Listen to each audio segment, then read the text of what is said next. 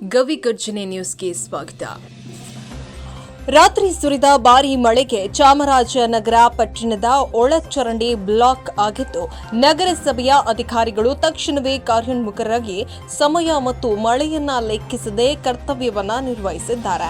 ಬೆಳಗಿನ ಜಾವ 3:30 ಸುಮಾರಿಗೆ ಸುರಿದ ಭಾರೀ ಮಳೆಯಿಂದಾಗಿ ಚಾಮರಾಜನಗರ ಪಟ್ಟಣದ 15ನೇ ವಾರ್ಡಿನಲ್ಲಿ ಚರಂಡಿ ಮುಚ್ಚಿ ನೀರು ಮನೆಗೆ ನುಗ್ತಾ ಇರುವ ವಿಷಯವನ್ನ ನಗರಸಭಾ ಅಧಿಕಾರಿಗಳಿಗೆ ತಿಳಿಸಿದ್ದು, ತಕ್ಷಣವೇ ಕಾರ್ಯೋನ್ಮುಖರಾಗಿ ನಗರಸಭೆಯ ಆರೋಗ್ಯ ನಿರೀಕ್ಷಕರಾದ ಮಂಜುನಾಥ್ ಅವರು ಹಿರಿಯ ಅಧಿಕಾರಿಗಳ ಮೌಖಿಕ ಆದೇಶದಂತೆ ವಾರ್ಡಿನ ಸದಸ್ಯರಾದ ಆರ್.ಪಿ. ನಂಜುಂಡಸ್ವಾಮಿ ಅವರ ಜೊತೆಗೂಡಿ ಜೆಸಿಬಿ ಯಂತ್ರದ ಸಹಾಯದಿಂದ ಸುರಿಯುತ್ತಿರುವ ಮಳೆಯಲ್ಲೇ ಚರಂಡಿಯಲ್ಲಿನ ಹೂಳನ್ನ ತೆರವುಗೊಳಿಸಿ ನೀರು ಹರಿಯುವಂತೆ ಮಾಡಿದ್ದು, ಸುತ್ತಮುತ್ತಲ ಮನೆಗಳಿಗೆ ನೀರು ನುಗ್ಗೋದನ್ನು ತಪ್ಪಿಸಿದ್ದಾರೆ.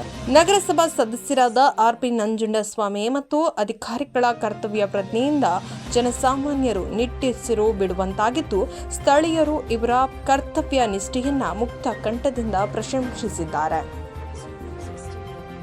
ಕ್ಷಣ ಕ್ಷಣದ ಸುದ್ದಿಗೆ ವೀಕ್ಷಿಸಿ ಗವಿ ಗರ್ಜನೆ.